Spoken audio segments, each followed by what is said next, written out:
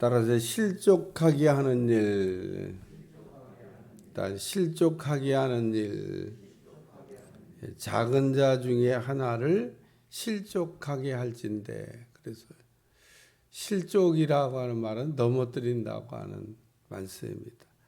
작은 자를 이렇게 넘어지게 하는 일, 화가 있다 이렇게 말씀하고 있습니다.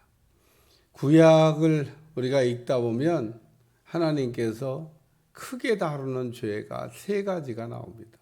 첫째는 교만죄, 둘째는 우상숭배죄, 셋째는 약한 자를 돌아보지 않는 죄. 앞에 두 개는 좀 이해가 쉬운데 세 번째는 이해가 좀 잘 안 됩니다. 그래서 교만한 거나 우상숭배는 맞아. 그거는 죄야. 교만하면 안 돼. 우상숭배하면 안 돼.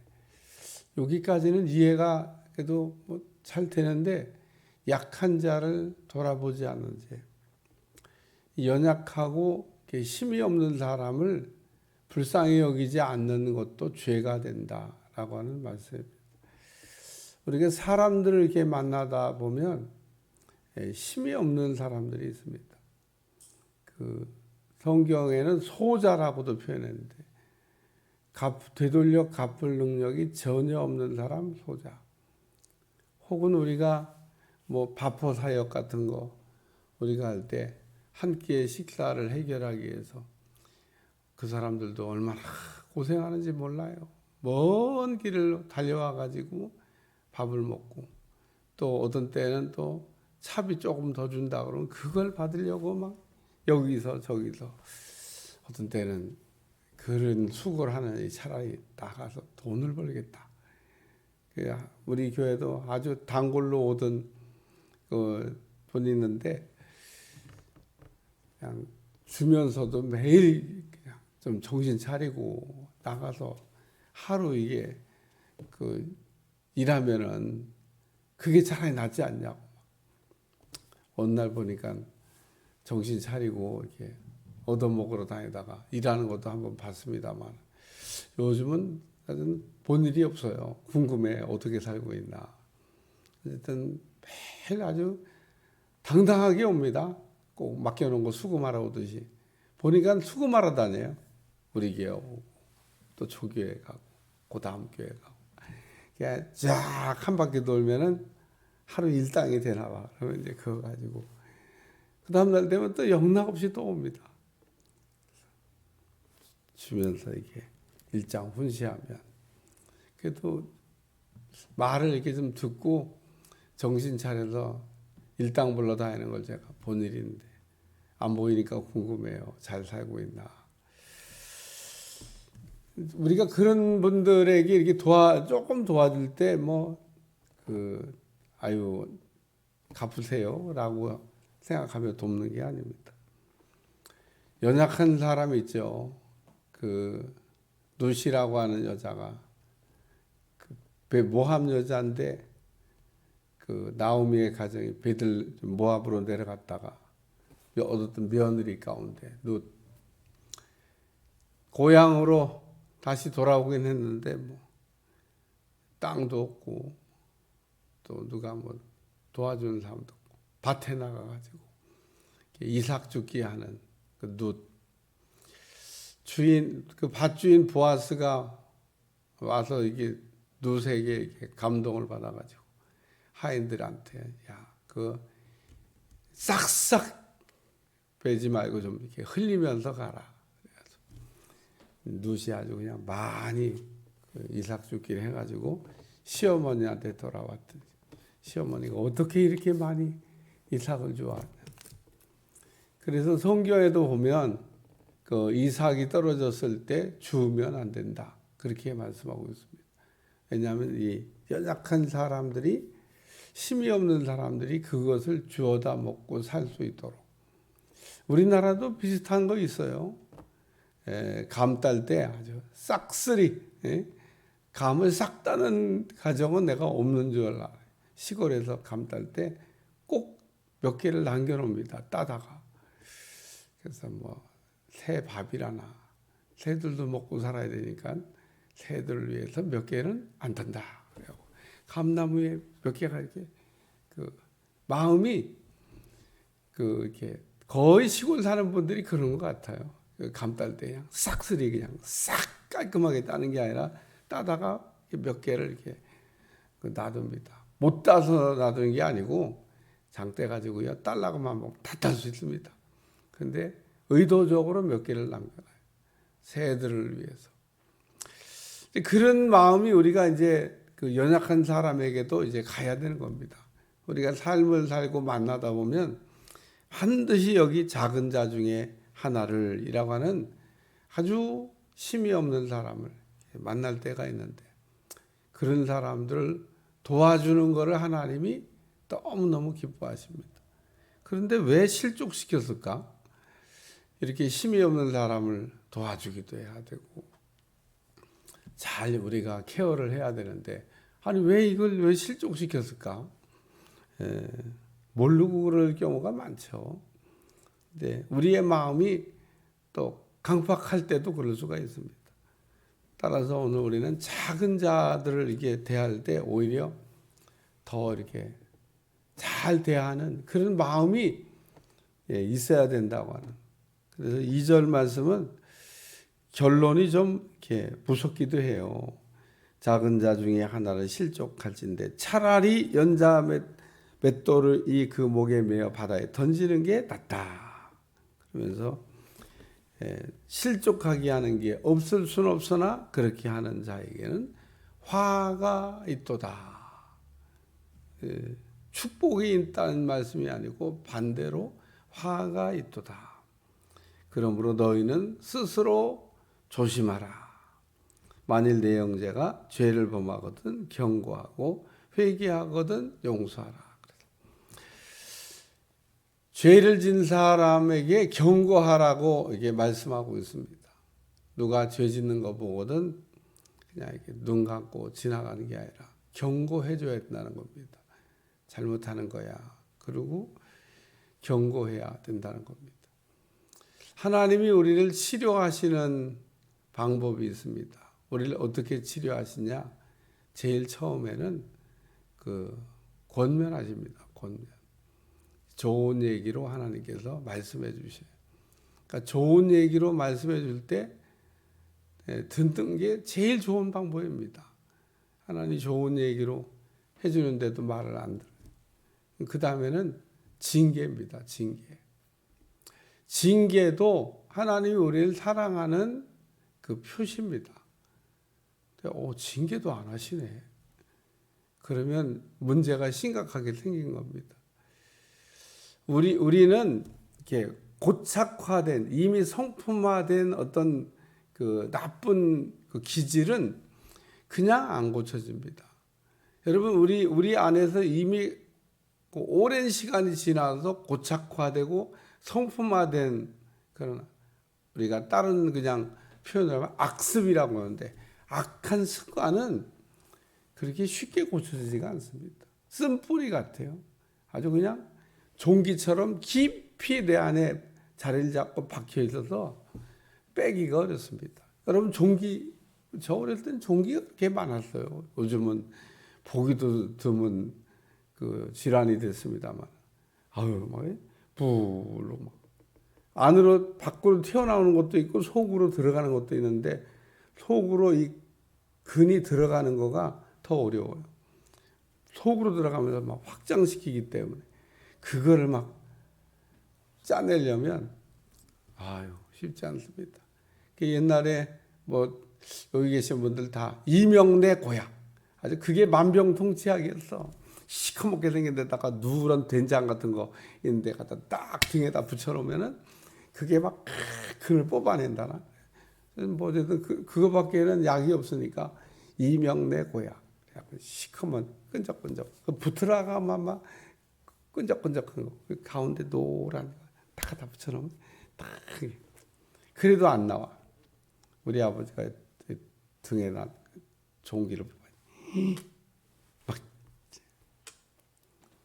나와야 되니까 그 누런 근이 나와야 되니까 그냥 아프다 그래도 소용없어요. 막 콱하게 하고.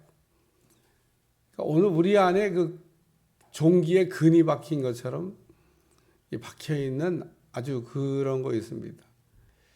그런 거를 우리 하나님께서 치유하실 때 그 불방망이 그게 때리는 겁니다. 불방망이로 그냥 막 마른 명태 두들기듯이 그냥 막 이렇게 두들기면은 명태가 이렇게 막 야들야들해지잖아요. 그 불방망이로 막 두들기면은 성품이 치유가 됩니다. 그래서 오늘 우리의 성품이라고 하는 거는 사실은 오랜 시간 동안 우리 안에서 이렇게 그 자리를 잡은 거를 얘기하는 겁니다. 좋은 것도 있고 나쁜 것도 있습니다. 좋은 거야 뭐 별 문제가 없죠. 근데 문제는 나쁜 게 문제가 되는 겁니다. 그거는 처리해야 되는 거예요. 우리가 잘 해결해야 됩니다. 그래서 형제가 죄를 범하거든 경고하고, 하나님이 때로는 사람을 통해서 나를 이렇게 경고할 때가 있습니다. 야, 이 하나님이 나한테 조심하라고 얘기하는구나. 차 몰고 갈 때도 우리가 그런 거 느끼잖아요. 차들이 오늘따라 자꾸 나한테 들이받으려고. 저것도 그러더니 또 다음 차도 그러고 왜 저러지? 막. 그럴 때 얼른 예수님의 피를 채다 바르고 조심하고 그래야 됩니다. 그러듯이 오늘 우리의 신앙생활도 마찬가지. 하나님이 내게 뭔가 경고성 말씀을 이렇게 하시면 조심해야 되는 겁니다. 그래도 말 안 들으면 불방망이로 두들기는 거죠. 그리고 마지막은 버리시는 건데 이건 참 답이 없는 겁니다. 유기. 아유, 가룟 유다에게 예수님 3번만 말씀하실 게 뭐야? 계속 좀 더 말씀해 주시지. 여기 형제가 죄를 범하거든 경고하고 회개하거든 용서하라. 3번째 말씀은 회개하거든 용서하라는 겁니다. 잘못했다 그러면은 용서하는데 하루에 7번이라도 내게 죄를 짓고 7번 내게 돌아와 내가 회개한다 하거든 너는 용서하라. 아니 어떻게 사람이 하루에 7번 잘못하고 7번 잘못했단 말을, 이거 거짓말 아니야? 이렇게 하면 약 올리는 것 같아요. 죄 짓고 미안하다고, 죄 짓고 미안하다고, 죄 짓고 미안하다고. 이거를 7번 해도 말씀이 그렇게 되어 있는 겁니다. 죄를 짓고 내가 잘못했네, 용서해줘. 처음에는 진심인가 봐 그래요. 그래 용서해줄게. 또 죄 짓고 용서해줘. 이게 7번 하루에 똑같은 일이 반복된다거든. 얼마나 약 올라. 이게 지금 나하고 지금 장난치자는 거야 뭐야. 그래도 우리 주님이 하신 말씀, 용서해줘라. 왜? 잘못했다고 하니까. 잘못했다고 하는 사람은 용서해줘라. 오늘도 여러분 용서에 관한 말씀인데, 회개하거든 용서하라. 따라서 회개하거든 용서하라. 잘못했다고 그러면은 그냥 더 이상 묻지 마라 그런 얘기입니다. 잘못했다는데 뭐. 근데 하루에 7번이라도 용서하라. 오늘 우리의 마음에 용서하는 마음이 아주 충만하시기를 축원합니다. 우리는 아주 복음으로 산다 그러면서도 제가 늘 얘기하지만 복음으로 안 살아요. 여러분 한번 심각하게 우리가 신앙생활할 때는 복음으로 살아야 되는 게 이게 정답입니다. 그러니까 내가 오늘도 복음으로 살고 있나? 복음으로 살고 있고 복음으로 무장되어 있지 않으면 율법으로 사는 겁니다. 그러니까 복음으로 산다 그러면서 복음으로 살아야 되는데 복음으로 살지 않고 율법으로 살고 있을 때가 생각보다 많다는 거예요. 그러니까 우리는 철저하게 우리 자신을 돌아보고 복음의 용사가 되시기를 축원합니다. 그래서 율법은 뭐고 복음은 뭐냐? 한마디로 딱 얘기하면 율법은 정죄, 복음은 용서. 이렇게 그냥 단답식으로 답을 단다 그러면 그렇게 다는 겁니다. 율법은 정죄, 복음은 용서. 그러니까 내가 이게 뭔 자꾸 정죄하고 있다 그러면 이게 복음으로 살고 있는 게 아닙니다. 나는 의롭다 그러면서 당신은 불의하지 않냐고 얘기하는 거가 그게 복음이 아니라는 겁니다. 내가 예를 들면 의롭다고 하더라도 내 의가 예수님의 십자가의 대속으로 의가 된 거지 내가 무슨 뭘 해서 의가, 내가 아주 귀가 따갑도록 얘기합니다. 그러니까 내가 뭘 해서 의롭게 된 게 아니고 십자가의 대속으로 내가 의가 된 거기 때문에 자랑할 게 없어요. 뭘 자랑을 해요? 자랑한다 그러면 예수님의 십자가나 자랑할까? 감사한 일이죠. 얼마나 내가 의인 될 수 없는데 예수님이 나를 의인 만들어 주셨으니까 감사한 거죠.